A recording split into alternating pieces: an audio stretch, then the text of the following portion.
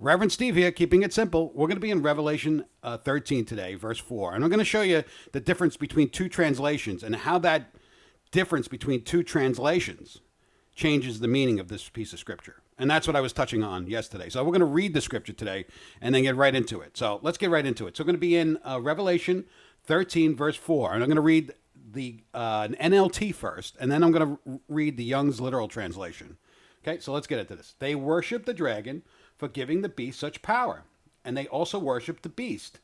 Who, this is what they exclaim, who is as great as the beast? They exclaimed. Who is able to fight against him? Got the him, right? So now this is going to change the whole meaning of this by one word, and that's why we need to study and show ourselves approved, because we when we read, you know, there's some differences in manuscripts and some interpretations are different. Like I said, the Young's literal translation was written before the New King James, and it's very literal. That's why they call it the Young's literal translation.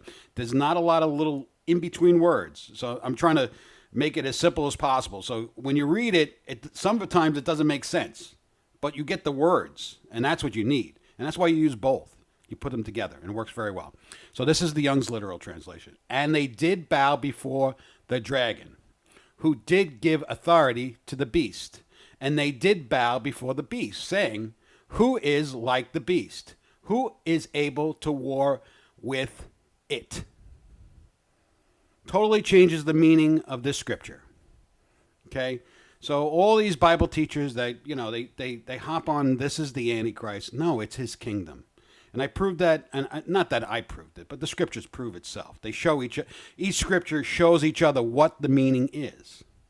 So that's what we have to do. We just, you know, like I said yesterday, you listen to one teacher and sometimes you just go with it, right? And you don't really look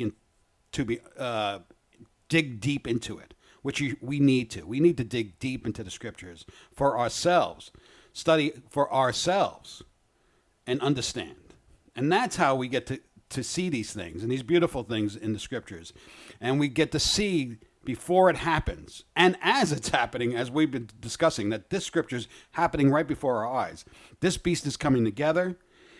A wound is going to happen very soon. I truly feel that something very major is going to happen. 3 kingdoms are going to fall, and 1 kingdom is going to come from that. And that is all this that's playing out. Next, we're going to be into the beast that rises from the earth. God bless. Bye-bye.